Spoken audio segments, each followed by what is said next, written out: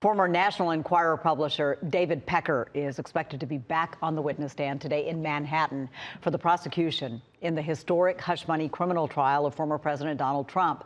In opening statements yesterday, prosecutors accused the former president of taking part in a criminal conspiracy to interfere with the 2016 election. Defense attorneys argue Mr. Trump did nothing wrong, and they say some of the prosecution witnesses are liars and they're biased against the former president.